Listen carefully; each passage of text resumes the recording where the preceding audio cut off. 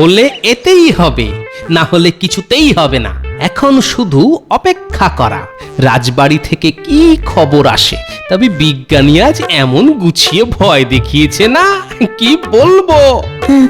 সব কিছু ঠিকঠাক হয়েছিল তো? হয়েছিল মানে, যাকে বলে হয়ে বেশি। আচ্ছা গোপাল, একটা দুটো মশা কি ওই নিজের থেকেই ঢলে পড়বে? আলবাত পড়বে। রক্ত খেয়ে খেয়ে পেট ফুলে ভারী হয়ে একটা না একটা মশা তো গা থেকে ঢলে পড়বেই।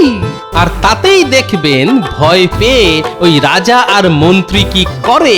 আসলে সব কেউ কেটা তো, তাই ওদের প্রাণের বড় মায়া।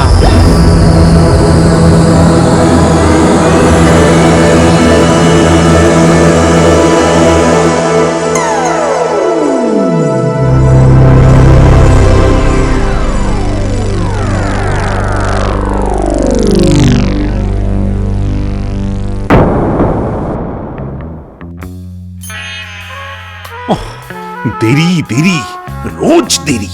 দেরি করে রাজসভায় আসাটা গোপালের যেন স্বভাবে দাঁড়িয়ে গেছে। কিছু মনে না করলে বলি, গোপালের এই দেরি করে আসার অভ্যেসটা হয়েছে আপনার প্রশ্রয়ে।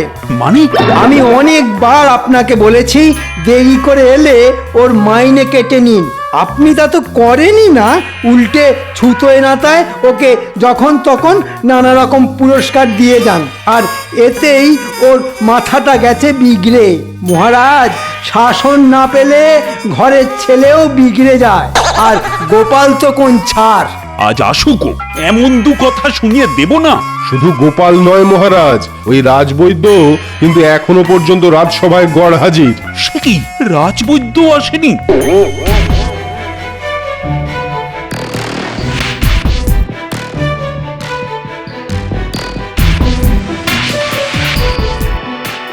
কি বুঝছেন রাজবৈদ্য?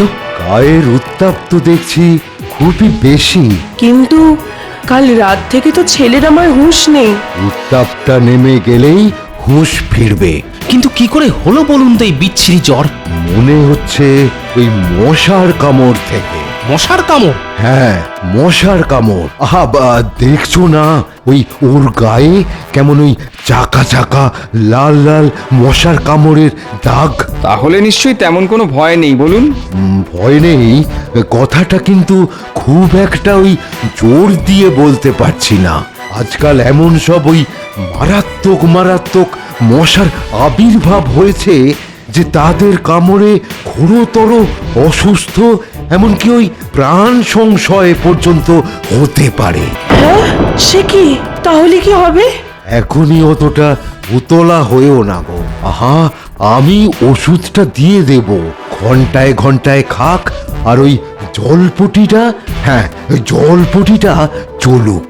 আর ওই মশারি দিয়ে চাপা দিয়ে রাখতে হবে, যাতে যাতে আর ওই একটা মশাও ওকে না কামড়াতে পারে। চলো চলো গোপাল, চলো আমার সঙ্গে একবার চলো তো। আমি আমি তোমার হাতে ওষুধটা দিয়ে দিচ্ছি।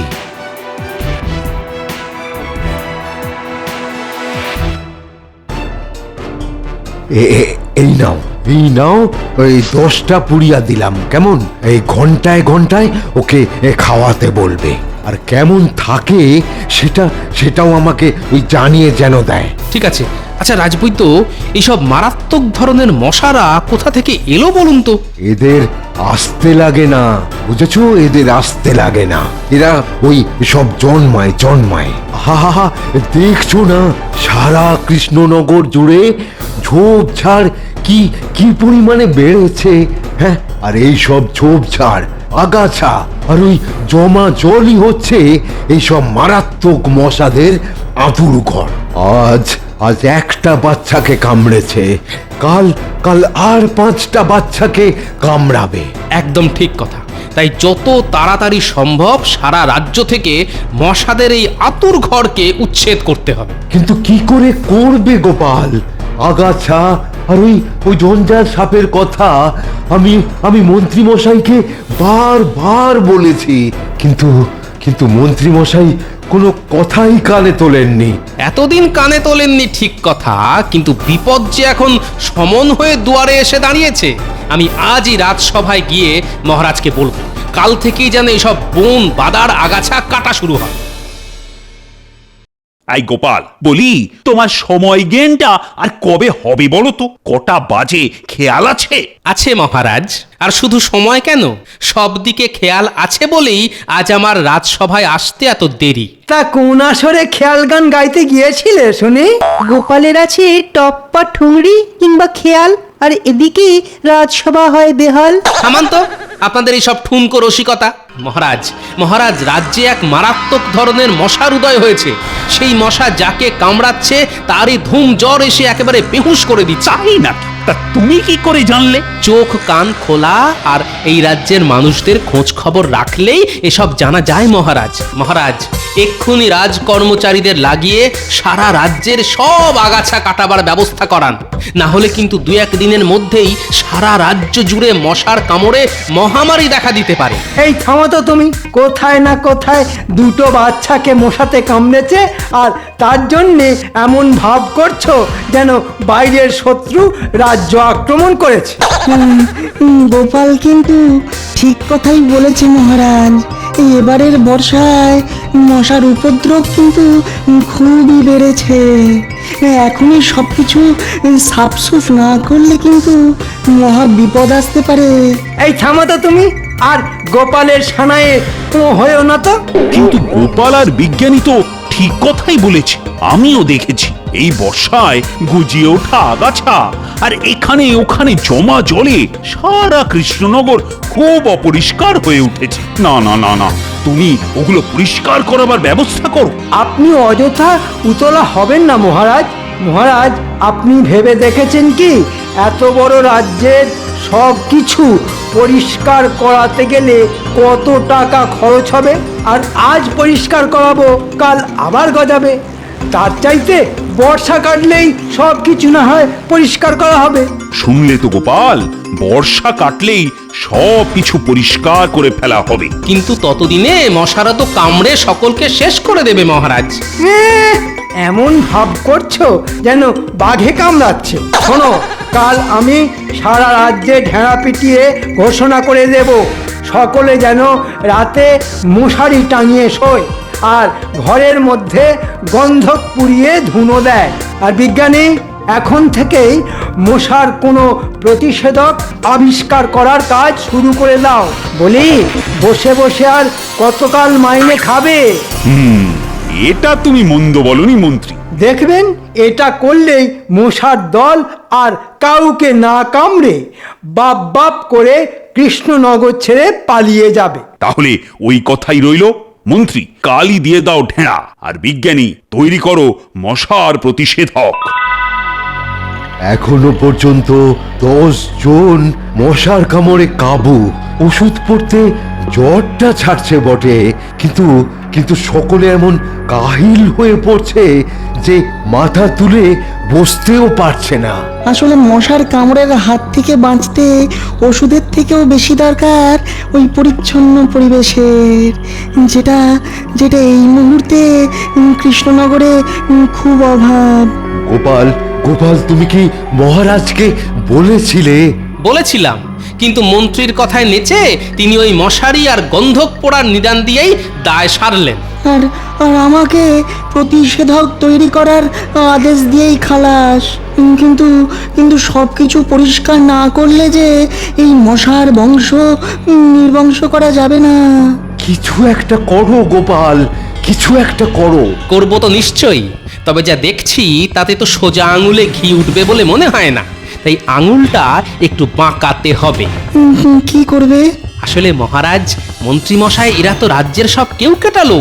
এরা সব মিহি মশারি টাঙিয়ে শোয়, পরিষ্কার পরিচ্ছন্ন ঘরে থাকে। এরা কি করে বুঝবে সাধারণ মানুষের মশার কামড়ের যন্ত্রণা? এদেরকে তাই মশার মুখে ফেলে দিয়ে এমন মশার ভয় দেখাতে হবে যাতে বাপ বাপ করে সব কিছু একদিনের মধ্যেই পরিষ্কার করার আদেশ দেয়। কিন্তু এটা কি করে করবে গোপাল? দেখুন না কি করে করি, শুধু আপনাদের আমার সাথে থাকতে হবে। দারুণ বুদ্ধি, খুব ভালো। যেদিন ব্যাপারটা ঘটাবে সেদিন কিন্তু আমাকে একবার ডেকে নিও, কেমন? ডাকতে তো হবেই। এবার হবে মহারাজ আর মন্ত্রীর ওপর মশাতঙ্কের আক্রমণ।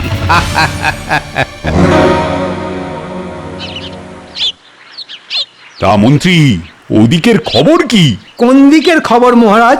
আরে ওই যে মশা। ছাড়ুন তো, ওসব মশা টশা নিয়ে আপনাকে ব্যতিব্যস্ত করাটা ছিল গোপালের একটা বাজে মতলব। মহারাজ এতদিনেও ওকে চিনতে পারলেন না? সব কিছুকেই ফাঁপিয়ে ফুলিয়ে দেখানোটাই ওর স্বভাব।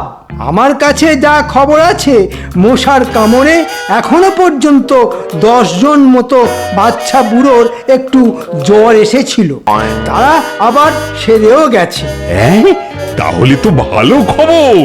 ভালো তো বটেই, সারা রাজ্যে এত লোক, তার মধ্যে 10 জন আর কি বলুন, 2-1 জন মরে গেলেও কি কিছু যেত আসতো? মহারাজ, আপনি কিচ্ছু চিন্তা করবেন না, মশার হুজুগ 2-1 দিনের মধ্যেই থেমে যাবে। প্রণাম মহারাজ। কি ব্যাপার, তুমি আবার কি মশার খবর নিয়ে এলে নাকি? না মহারাজ, আমার কাছে আজ কিন্তু মশার কোনো খবর নেই। তবে মহারাজ, আসতে আসতে ওই মন্ত্রী মশাইয়ের কথা কানে গেল, ভেবে দেখলাম একেবারে ঠিক কথাই বলেছেন। সারা রাজ্যে এতগুলো লোক, তার মধ্যে 10-20 জনকে যদি মশাতে কামড়ায়, তাতে কার কি এসে যায়? আর মরে গেলে তো লাটা চুকেই গেল। তা তুমি কি জন্য আমার কাছে এসেছো সেটা এবার খোলসা করে বলো তো বাপু। মহারাজ, ওই বলছিলাম কি, অনেক দিন তো পুকুরে মাছ টাছ ধরা হয়নি, চলুন না কাল মাছ ধরতে যাই। মাছ ধরতে গেলে মন্দ হয় না। তা মন্ত্রী, তুমিও যাবে নাকি? আপনি গেলে আমার কোনো আপত্তি নেই মহারাজ। হ্যাঁ, তাহলে ওই কথাই রইল, কাল আমরা মাছ ধরতে যাব। গোপাল, তুমি তুমি সব ব্যবস্থা করে ফেলো। যথা আজ্ঞা মহারাজ। আপনার কাছে আমার একটা আর্জি আছে মহারাজ। বলে ফেলো। বলছিলাম কি, ওই অনেকদিন ধরেই বিজ্ঞানী আর রাজবৈদ্য মাছ ধরতে যাবার ইচ্ছে প্রকাশ করছে।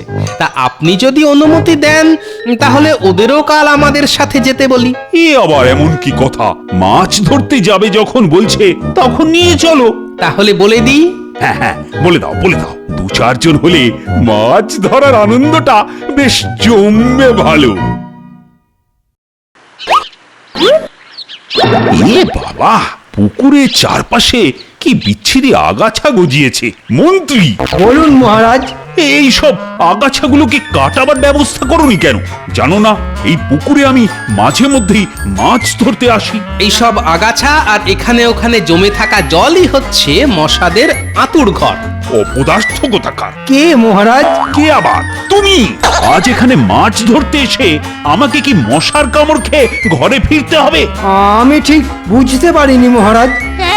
আমি ঠিক বুঝতে পারিনি মহারাজ। ন্যাকা বলি, আর কবে বুঝবে? যাক, শুরু করা গেল, এবারেই হবে আসল খেলা। কি করবেন মহারাজ, মন্ত্রী মশাই যখন দোষ স্বীকার করেই নিয়েছেন, তখন আর বকাঝকা না করে মাছ ধরতে বসে পড়ুন। এই নিন ছিপ, আমি ততক্ষণ পুকুরের জলে চার ছড়িয়ে দিচ্ছি।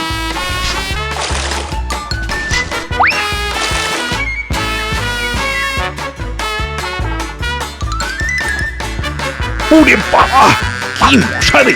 হাত পা যে একেবারে জ্বালিয়ে দিল রে। ওটি একদম করবেন না মহারাজ, হাত দিয়ে মশা মারবেন না। আরে হাত দিয়ে মশা মারবো না মানে? তাহলে কি দিয়ে মারবো? পা দিয়ে? হাত পা কোনোটা দিয়েই মারবেন না। তার মানে মশা আমার গায়ে বসে চিকচিক করে রক্ত খেয়ে হাত পা একেবারে জ্বালিয়ে দিচ্ছে, আর তুমি বলছো মশা মারবো না? না মহারাজ, মারবেন না মারবেন না। কেননা আপনার কথা মতো ওই মশার প্রতিষেধক তৈরি করতে গিয়ে একটা অদ্ভুত জিনিস লক্ষ্য করেছি। কি এই কৃষ্ণনগরে এক বিশেষ প্রজাতির মশার আবির্ভাব হয়েছে। কি রকম? ওই মশা নাকি মানুষকে কামড়াবার পরেই মরে যায় পট করে। এই কি বলছো কি? কামড়াবার পর মশাটাই মরে যায়? আর মশা মরে যাবার 3 দিনের মধ্যেই যাকে কামড়েছে সেও মরে যাবে। অনেকটা আপনার ওই জলাতঙ্কের পাগলা কুকুরের কামড়ের মতো। ওরে বাবা, এই কি কি কি সাংঘাতিক কথা শোনালে তুমি! কি ভয়ঙ্কর মশা! ওহ, বিজ্ঞানী একেবারে মাখো মাখো করে মহারাজকে ভয় দেখাচ্ছে। তুমি কি এই জন্যেই মশা মারতে বারণ করছো? হ্যাঁ, মশা না মেরে বরং মশাদের উপর লক্ষ্য রাখতে হবে যে কোন মশা মরে গিয়ে টুক করে গা থেকে খসে পড়লো। এই তাহলে কি হবে? মশা না মেরে এখন শুধু মশার দিকে তাকিয়ে বসে থাকতে হবে। কোনটা রক্ত খেয়ে উড়ে যায় আর কোনটা টুক করে মরে গিয়ে ঢলে পড়ে। আর যদি সত্যি ঢলে পড়ে তাহলে আমি কি মরে যাব? যাতে মরে না যান তার প্রতিষেধক আমি আবিষ্কার করে ফেলেছি। কিন্তু আবার কিসের কিন্তু? ওই প্রতিষেধক একবারই শরীরে প্রয়োগ করা যাবে। তাই ওই জীবনঘাতী মশা যদি দ্বিতীয়বার কামড়ায় তখন কিন্তু আর কিচ্ছু করার থাকবে না। কখন না কাজ করবে বিজ্ঞানীর প্রতিষেধক, না না আমার ওষুধ। ওরে বাবা, তাহলে কি হবে রে? ওরে বাবা, আমার নাকের ডগাতেও যে একটা মশা বসেছে রে। ওরে বাবা, এ কি গেঁড়া কলে পড়লাম রে! পুকুর পাড় থেকে সারা গায়ে মশা নিয়ে ফিরে এলাম, একটাকেও মারার উপায় নেই। এদিকে বেটা ছেলেরা মনের সুখে কামড়ে যাচ্ছে। ইয়ে বাবা, কি চুলুনি রে! ওরে বাবা, এখনো অবধি একটা মশাও তো নিজে থেকে মরে ঢলে পড়লো না। না না না না, এসব কি বলছি! মরে গেলে তো আমারই ক্ষতি। ওরে বাবা, কি করবো রে! আহ আহ, রানীটাও এ সময় বাড়িতে নেই, বাপের বাড়ি বেড়াতে গেছে। মহারাজ, আমার সর্বনাশ হয়ে গেছে মহারাজ। ওরে বাবা, এ আপদটা আবার এই সময় কাঁদতে কাঁদতে এলো কেন? মহারাজ, আমার ডগার মশা। কিসের ডগা? ওই যে আমার নাকের ডগা, নাকের ডগা। মহারাজ, আমার নাকের ডগার মশাটা একটু আগে ফট করে মরে চট করে ঢলে পায়ের কাছে ঢলে পড়লো। কি গো গোপাল, তোমার তৈরি করা ওই মশাতঙ্কে কাজ হবে তো? হলে এতেই হবে, না হলে কিছুতেই হবে না। এখন শুধু অপেক্ষা করা রাজবাড়ি থেকে কি খবর আসে। তবে বিজ্ঞানী আজ এমন গুছিয়ে ভয় দেখিয়েছে না, কি বলবো। সব কিছু ঠিকঠাক হয়েছিল তো? হয়েছিল মানে, যাকে বলে হয়ে বেশি। আচ্ছা গোপাল, একটা দুটো মশা কি ওই নিজের থেকেই ঢলে পড়বে? আলবাত পড়বে। রক্ত খেয়ে খেয়ে পেট ফুলে ভারী হয়ে একটা না একটা মশা তো গা থেকে ঢলে পড়বেই। আর তাতেই দেখবেন ভয় পেয়ে ওই রাজা আর মন্ত্রী কি করে। আসলে সব কেউ কেটা তো, তাই ওদের প্রাণের বড় মায়া। গেল রে, গেল রে, গেল, সব গেল। এবার বোধহয় আমার ভবের খেলা শেষ হয়ে গেল। আয়, কে আছিস? এই, এক্ষুনি ছুটে গিয়ে বিজ্ঞানীকে ডেকে নিয়ে আয়। শুধু বলবি প্রতিষেধক। যা যা।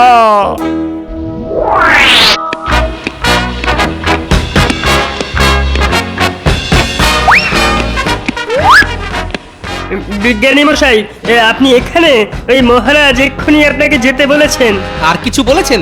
শুধু বলেছেন প্রতিষেধক। তাহলে মনে হচ্ছে মার দিয়া কেল্লা। চলুন চলুন। হায় হায় হায়, আমার কি হলো! বাঘ নয়, সাপ নয়, শেষে কিনা মশাঘাতে জীবন যাবে। হায় হায় হায়। কি হয়েছে মহারাজ? ওই দেখো মরে গেছে। তাই তো, দেখলেন দেখলেন তো আমার কথা কেমন ফলে গেল। এই, বেশি কথা না বাড়িয়ে এক্ষুনি আমায় প্রতিষেধক দাও। হ্যাঁ হ্যাঁ, এই তো দিচ্ছি। হ্যাঁ হ্যাঁ করুন মহারাজ, হ্যাঁ করুন। হ্যাঁ, এই তো লক্ষ্মী ছেলে। আহ, যাক বাবা, বাঁচলাম। আচ্ছা বিজ্ঞানী, প্রতিষেধকটা কি ভীষণ মিষ্টি গো? মিষ্টি হবে না, ওটা তো আসলে চিনির গুঁড়ো। হ্যাঁ, আমি আমি ইচ্ছে করেই মিষ্টি স্বাদ করেছি। মিষ্টি না করলে বাচ্চা কাচ্চারা খেতে চাইবে কেন মহারাজ? ভালো লেগেছে আপনার? এই, তাহলে আমি এখন বিপদ মুক্ত তো? হ্যাঁ, আপাতত বিপদ মুক্ত। দিন মহারাজ, বাকি মশাগুলোকে গা থেকে তাড়িয়ে দিন। ওই দেখুন বসে আছে সব। তবে আবার কি তবে? ওই যে বলেছিলাম, দ্বিতীয়বার যদি কামড়ায় তাহলে শুধু দাঁড়িয়ে দাঁড়িয়ে মরা ছাড়া আর কিচ্ছুটি করার থাকবে না।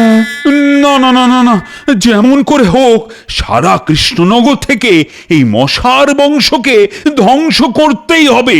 মন্ত্রী, এক্ষুনি লোক লাগিয়ে চারিদিকে সব আগাছা জমা জল সাফ করার ব্যবস্থা করো। কিন্তু কি করে করব মহারাজ?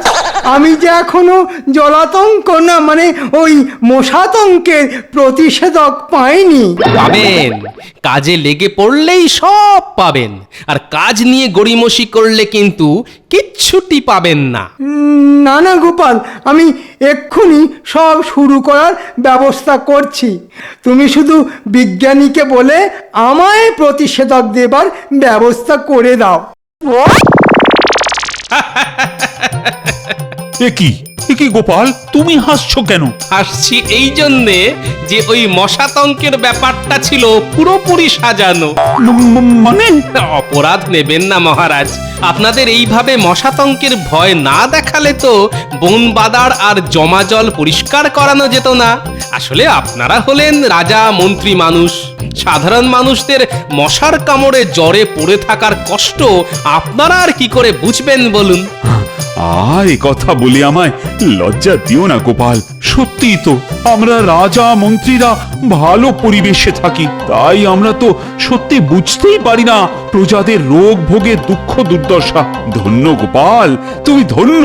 তুমি আজ আমার চোখ খুলে দিয়েছো।